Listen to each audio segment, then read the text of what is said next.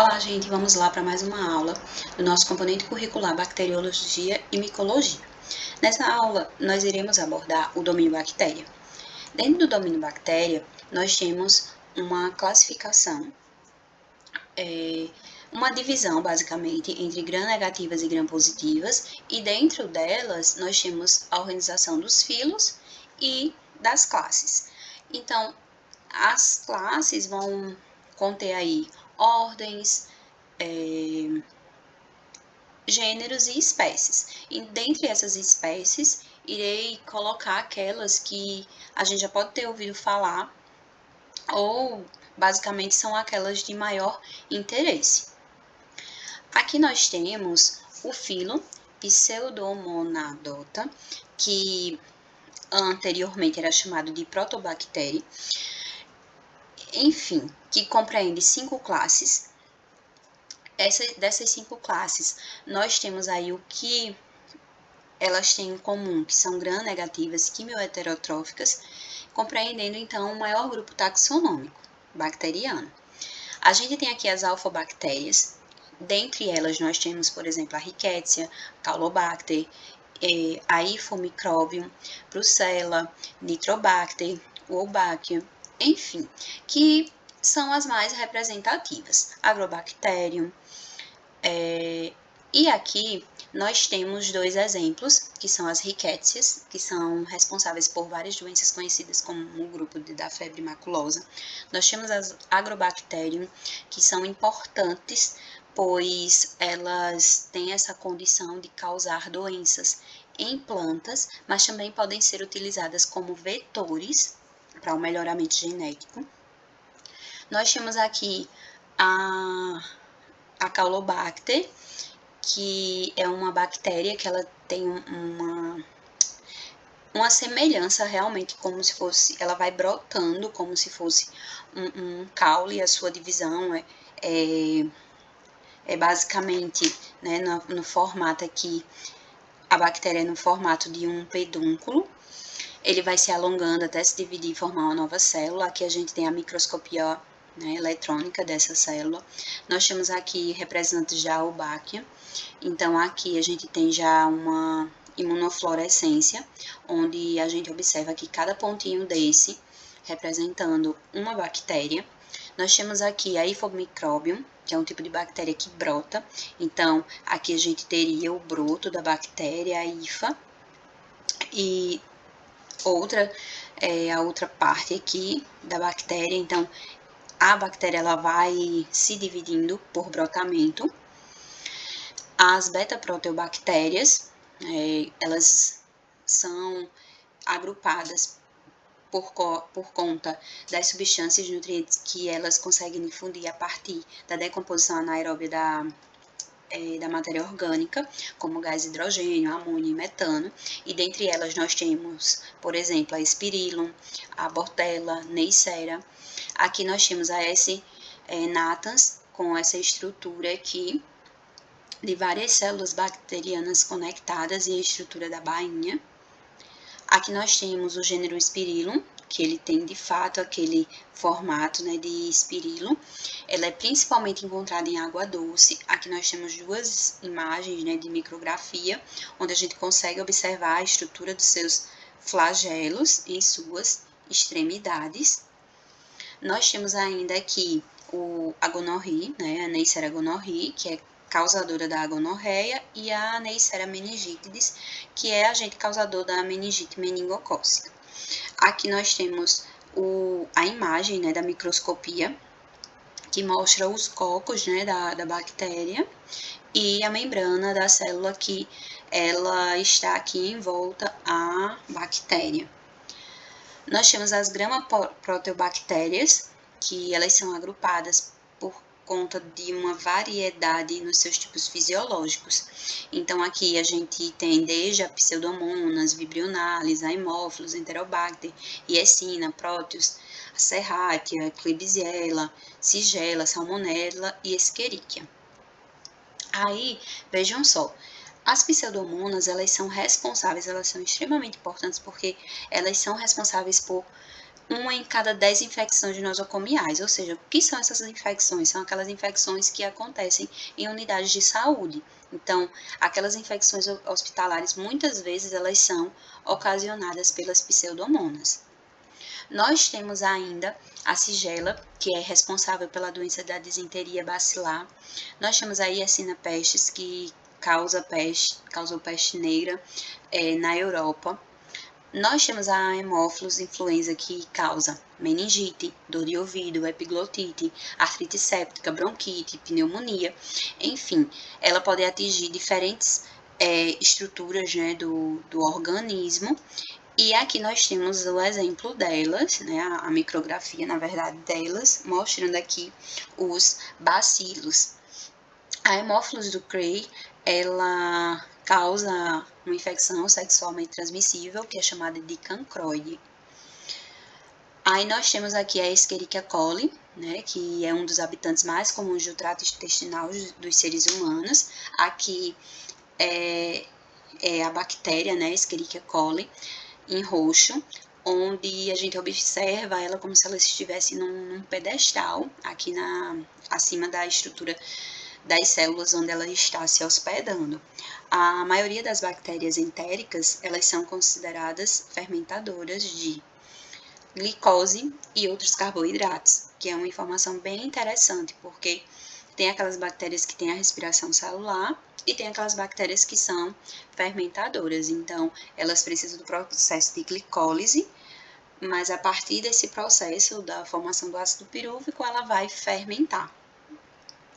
Nós temos aqui ainda outra gram-negativa, que é a Vibrio cholerae, que causa cólera, que é uma doença caracterizada por uma diarreia profusa e aquosa. Então, olha aqui a estrutura, né, da Vibrio cholerae, onde a gente consegue observar que realmente ela tem esse formato, né, de vírgula, e ela também possui flagelos.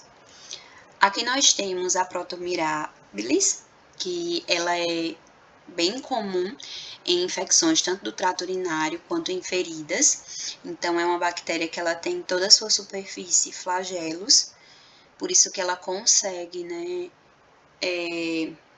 ter uma motilidade maior, principalmente no sistema urinário. E aqui a gente tem a colônia de Proteus mirabilis. Olha só como ela se organiza aqui na placa de Petri. Ela, de fato, ela tem várias camadas ao longo de toda a placa de Petri. Então, essa é a colônia normal, né, que é encontrada, que serve para identificação da Proteus mirabilis. Nós temos ainda a Salmonella, que causa febre tifoide, principalmente, né, a que é mais, digamos assim, mais comentada. Nós temos a Salmonella typhi, que seria essa daqui, em amarelo. Então, são vários bacilos. Nós temos a Klebsiella pneumoniae. Se a gente observar essa daqui, essa estrutura aqui em branco, né, ao redor da bactéria, é o que a gente conhece como cápsula. Então, elas acabam tendo esse grau de patogenicidade justamente por conta da cápsula, que ela consegue se aderir ao pulmão com uma facilidade maior, né, uma vez que ela causa uma infecção bem severa nos pulmões. Nós temos ainda as delta proteobactérias, que na verdade essas aqui são bem interessantes porque elas são conhecidas como predadoras de outras bactérias e elas também contribuem para o ciclo do enxofre. A gente tem a Bdellovibrio, as Desulfovibrionales e as Myxococcales. Aqui a gente tem o exemplo da Bdellovibrio, se alimentando aqui, ó, de outra bactéria. Aqui a gente consegue ver melhor ela aqui, ó, sugando a outra bactéria. Enfim, e elas são conhecidas como bactérias redutoras de enxofre, então elas precisam de enxofre para poder sobreviver. A gente tem ainda a Campylobacterota, que é outro filo, que inclui as Campylobacter e as Helicobacter. No geral, são bastonetes gram-negativos, delgados, em forma helicoidal ou em curva. As Campylobacter são vibriões microaerofílicos, como cefetos, que causa aborto espontâneo em animais domésticos, e a jejune, que é a causa de surtos de doença intestinal por origem alimentar. Nós temos aqui a espécie, né, Helicobacter, ou H. pylori, que ela foi identificada como uma das principais causas de úlceras pépticas em seres humanos e também por ser um dos estímulos para causar o câncer de estômago. Então, essa daqui é a estrutura da H. pylori, alguns flagelos ao longo da sua estrutura. E aqui é ela presa às microvilosidades, né, à superfície das células, onde ela consegue se hospedar. Aqui nós temos as cianobactérias, que elas não são classificadas como proteobactérias, porque elas são bactérias fotossintéticas oxigênicas, então ela tem uma estrutura diferente, elas fixam, né, por exemplo, o nitrogênio, então elas têm todo um metabolismo, digamos assim, diferenciado quando a gente compara com as outras gram-negativas. Então, elas, de fato, são fotossintéticas, elas precisam da luz para poder metabolizar. Aí aqui a gente tem as cianobactérias filamentosas e aqui as não filamentosas, e aqui nessa imagem a gente consegue ver, né, o envoltório aqui de glicocálice, que é bem interessante, né. Aqui nós temos, né, os filos, né, Chlorobe e Chloroflex, das bactérias fotossintéticas anoxigênicas. Então, são aquelas que não precisam, são fotossintéticas, mas não precisam de oxigênio.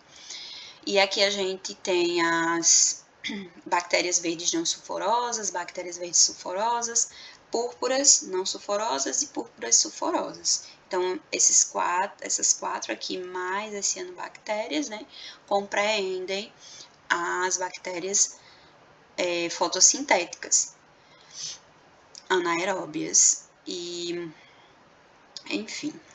E aqui a gente tem o exemplo das bactérias púrpuras sulfurosas. Então, elas ficam nessa coloração aqui, ó, em púrpura, justamente quando elas são levadas para um meio para que sejam visualizadas. Então, elas precisam, né, de enxofre para poder metabolizar. Aqui nós temos mais algumas bactérias, algumas classes e gêneros que não se encaixam nas proteobactérias, então elas não são proteobactérias, mas são de grande interesse, como por exemplo Treponema, Leptospira, a própria clamídia. E aqui nós temos o exemplo, né, do treponema pálido, que é extremamente importante, pois ele causa sífilis. A gente tem a borrelia, que ela é uma febre recorrente, e ela causa, né, uma febre recorrente, a doença de Lyme, que podem ser transmissíveis através de carrapatos ou piolhos, então ela tanto afeta animais quanto seres humanos. Nós temos aqui a Leptospira, né, espécies de Leptospira, ou seja, desse gênero, que são capazes de causar leptospirose em humanos, uma vez que eles tenham contato com água contaminada. Nós temos ainda a clamídia, né, ou seja, as clamídias. As clamídias, elas são importantes porque mesmo de gêneros diferentes, né, que tem a Chlamydia trachomatis, tem a Chlamydophila psittaci, enfim. E aí a gente tem aquela que é causadora de trancoma, tem aquela que é causadora de uma doença respiratória, que é a psittacose, e tem também a Chlamydophila pneumoniae, que é causadora da pneumonia. Então, tem vários agentes infecciosos diferentes, várias bactérias diferentes que podem causar infecções nos pulmões. A gente ainda tem a classificação das bactérias gram-positivas. Como que elas são organizadas? Elas são organizadas a partir do conteúdo GC. O que é esse conteúdo GC? Guanina, citosina. Então, é a partir do conteúdo do seu material genético. A gente tem aí o gênero Streptococcus, com baixo conteúdo. A gente tem a Clostridium, com conteúdo também relativamente baixo, de conteúdo GC. E a gente tem ainda aquelas gram-positivas com baixo índice GC, mas que seriam os micoplasmas, mas apesar de não terem parede celular e, portanto, não se apresentarem na reação de Gram. E o índice, né, de GC das micoplasmas são de 23 a 40%. Aí a gente tem aqui como representantes as Clostridiums, Bacillus, Staphylococcus, Lactobacillus e Streptococcus. As lactobacilos, no geral, elas vivem fazem parte da nossa microbiota normal, como, por exemplo, na vagina, no intestino e na cavidade oral. O gênero Lactobacillus é um representante das bactérias produtoras de ácido lático, então ela é uma bactéria fermentadora. Aqui nós temos o gênero Clostridium. É bem interessante porque são diferentes bactérias, né, diferentes espécies. A gente tem a C. tetani, que causa tétano, a C. botulinum, que causa botulismo, a C. perfringens, que causa gangrenosa gasosa. Tem a C.